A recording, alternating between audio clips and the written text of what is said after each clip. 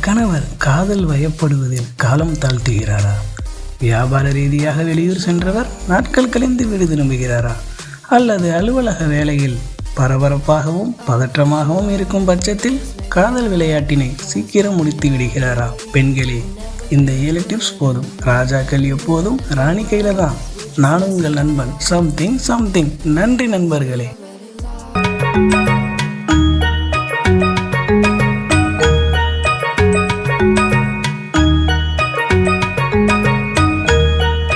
Tip 1. பெண்களே, உங்கள் மேனியை சுத்தமாக வைத்திருக்க வேண்டும். முக்கியமாக அடிவயிறு. ஆண்களும் அதைத்தான் அதிகம் விரும்புவார்கள். அந்த விருப்பத்திற்கு பிறகுதான் முன் விளையாட்டு ஆரம்பமாகும். கூந்தலில் எப்படி இயற்கையாக உள்ள மனம் போல் ரொம்பவும் மென்மையான, அதாவது மைல்ட் ஃப்ளேவர் பர்ஃப்யூமை உங்கள் ஆடையில் பூசிக்கொள்ளுங்கள். அப்புறம் பாருங்க, காதல் விளையாட்டில் உங்களுடைய ஆடையாக கணவர் தான் இருப்பார்.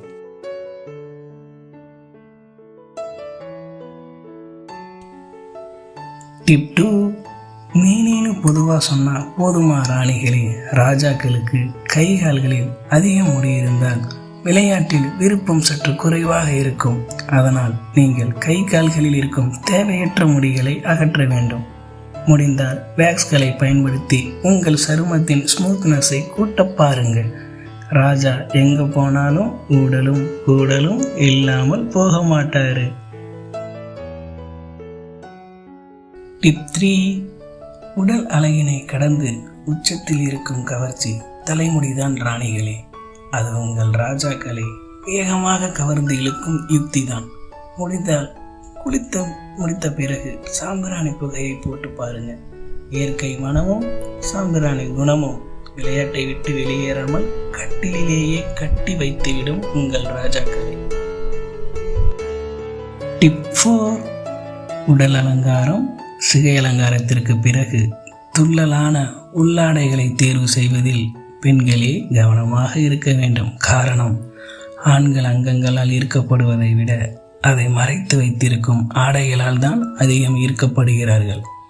காதல் விளையாட்டில் அவைகள் சற்று உற்சாகத்தை ஊட்டி அவர்களை அங்கத்தோடு அங்கமாக மாற்றிவிடும். அதிலும் குறிப்பாக பிளாக் அண்ட் ரெட், இந்த 2 வண்ணங்களை சூஸ் பண்ணி பாருங்க. உங்கள் அழகினை எடுத்து காட்டி அசத்தும் வண்ணங்கள். 5. அலங்காரம் இடுவதே அதனை கலைப்பதற்குத்தானே. காதல் அமர்வுக்கு முன் ராணிகளே, இரவு நேரங்களிலோ அல்லது படுக்கைக்கு செல்லும் நேரங்களிலோ சிறிது ஒப்பனை உங்களது ஒப்பற்ற ராஜாவை கவர்ந்து இழுக்கும். உங்களது அழகினை இரவு நேரத்திலும் இந்த சிறிய ஒப்பனையால் மென்மேலும் ஈர்க்கப்படுவார் உங்கள் ராஜாக்கள். உங்களை வார்த்தைகளால் கொஞ்சி விளையாடுவார். டிப் 6. அனைத்திற்கும் மேலாக உங்கள் காதல் விளையாட்டு இனிமையாக நிறைவேற ராஜாவும் ராணியும் ஒருவருக்கொருவர் ஒத்திசைவோடு, அதாவது நல்லதொரு பரிமாற்றத்தோடு இருக்க வேண்டும். பெண்களே, நீங்கள் இதனை கவனத்தில் கொண்டு கணவரையும் கணவருக்கு பிடித்தவாறு விளையாட்டில் ஆதரித்து நேர்த்தியாக கையாள வேண்டும். கணவரையும் ஆள வேண்டும்.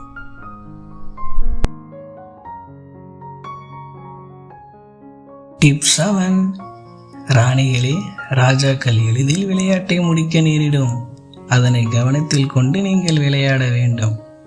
காரணம், ராணி இல்லாமல் ராஜாவால் வெகு நேரம் ஆட முடியாது. மேலும் ராணிதான் காதல் விளையாட்டை முடித்தாலும் தேனி போல் சுறுசுறுப்பாக இருப்பார்கள்.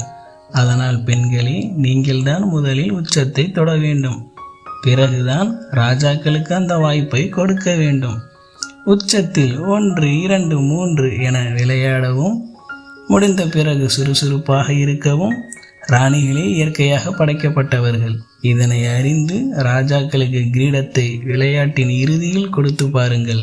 என்றுமே நீங்கள் காதல் விளையாட்டில் ராஜா ராணிதான். அப்புறம் என்ன ராணிகளே, உங்களுடைய கேள்விகளும் சந்தேகங்களும் கருத்துக்களும் அடுத்தடுத்த வீடியோக்களில் விடைகளாக வந்து நிற்கும். மறந்து விடாதீர்கள், உங்களுடைய ஒவ்வொரு பதிவும் உற்சாகத்தின் வரவேற்பு தான். நண்பர்களே, காதல் விளையாட்டில் வாழும் கலையை பற்றி உங்களுடன் பகிர்ந்து கொள்வதில் மகிழ்ச்சி அடைகிறேன். இது போன்ற சுவாரஸ்யமான தகவல்களுக்கு இணைந்திருங்கள் இவருடன். நான் உங்கள் நண்பன் சம்திங். நன்றி நண்பர்களே.